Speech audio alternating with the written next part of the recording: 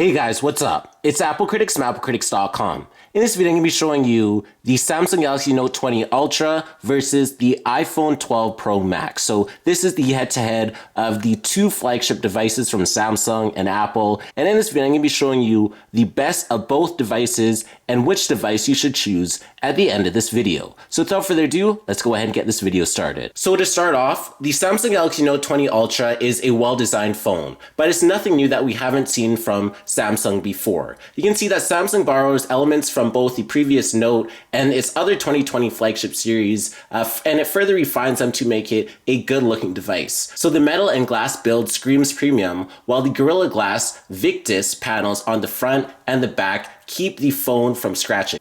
Now it comes in the Mystic Bronze, it comes in the Mystic Black, which is more mute, and also the Mystic White color. So those are the three colors that are available for the Note 20 Ultra. Now the front has a gorgeous 6.9-inch dynamic OLED display with curved edges and very minimal bezel. So you can see that there's barely any bezel right there. So it has a variable refresh rate that can go all the way up to 120 Hertz and full HD, and the resolution can be bumped to the Quad HD as well. So the front-facing camera is actually housed in a small punch hole notch that you can see right at the top there. And the fingerprint scanner is under the display as well, which is very, very unique. So it is a very impressive 6.9-inch screen and just device in general with the nice design that it actually possesses and that you see when you first turn on the Note 20 Ultra. Now, the iPhone 12 Pro Max follows a similar pattern. It borrows and further refines elements from the previous generations of the 11 and the iPhone XS as well. So the large notch still remains. So we still have that large notch right at the top there. And it does look quite dated, but it is an understandable compromise in order to include the Face ID. So the stainless steel build overall is honestly fantastic. It just really adds to it. And the new corners that are more squared off look a lot better than the 11 Pro Max. So the key upgrades across the board make the 12 Pro Max even more compelling because it packs the largest iPhone display ever at 6.7 inches, and the Super Retina XDR OLED display is as impressive as ever. So this display really grabs attention once you first look at it.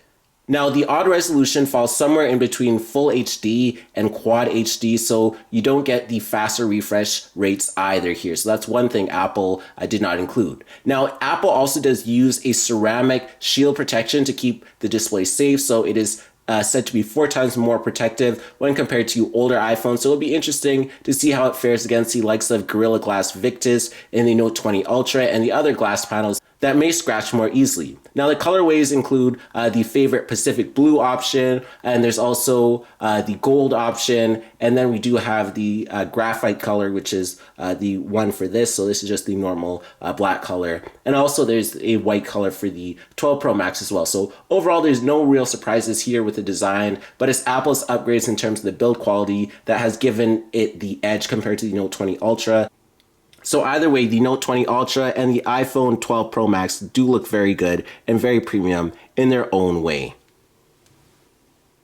The Note 20 Ultra comes with the fastest processor you can get in the Android world right now with the Snapdragon 865 Plus. However, the gaming optimized processor is only available in the US and a few other world markets, with Samsung favoring its in-house Exynos 990 for Europe and other regions. So in that case, you'll get a whopping 12 gigabytes of RAM with that phone. So it doesn't matter if you have the European version of the Note 20 Ultra or if you have the US version of the Note 20 Ultra, you still get 12 gigabytes of RAM. Now, on the other hand, we have the iPhone 12 Pro Max. And with the iPhone 12 Pro Max, it comes with the company's latest processor, the A14 Bionic chip, which Apple bumped the RAM up to 6 gigabytes of RAM for the iPhone 12 Pro Max. While that spec is decidedly mid-tier in the Android space, Apple's optimization ensures that it's more than enough. So you're getting 12 gigabytes of RAM versus 6 gigabytes of RAM on the iPhone.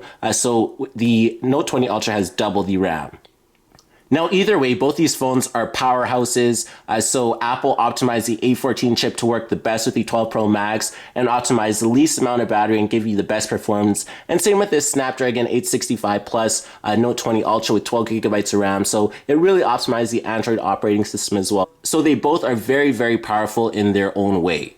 Now, there is a lot in common between these two phones, but both devices offer storage variants going up to 512 gigabytes. However, the Galaxy Note 20 Ultra lets you aid it even more with a micro SD card slot, but both also come with an IP68 rating for dust and water resistance. But having that micro SD card slot is huge, as it'll never really run out of storage, as you can just keep getting more SD card slot.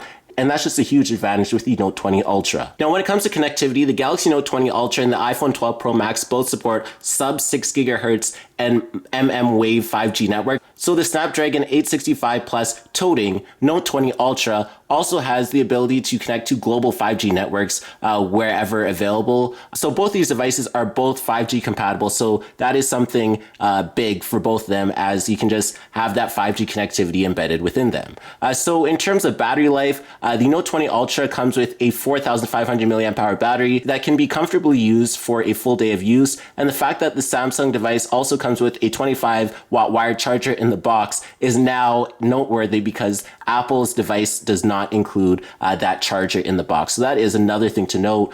Now, I must say that the Note 20 Ultra does support 15-watt wireless charging as well, and has a 4.5-watt reverse charge to charge the accessories like the earbuds or even another phone. So you can easily charge a phone on top of the Note 20 Ultra just by going like this, and it is just simply an amazing feature. Now, the iPhone 12 Pro Max does have a much smaller battery at around 3,680 milliamp hours, so that definitely is much smaller.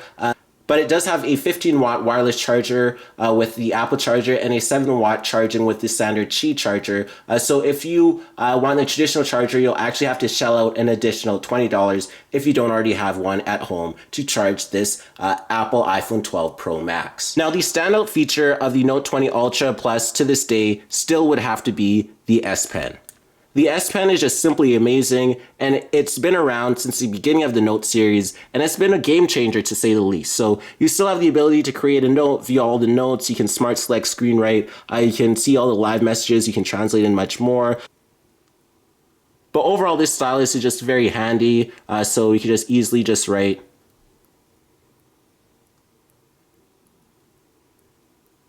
So you could just easily just write, please subscribe. It's very accurate and just does come in handy when you just want to write down notes. And just overall, the S Pen just provides a better experience than previous generations. So Samsung made it even more better. So it even has more lifelike precision that recognizes greater levels of pressure. It also claims that this feels like you're actually writing an actual paper. And there are 4 new gestures that you can get with the S Pen to interact with various apps and content on the Note 20.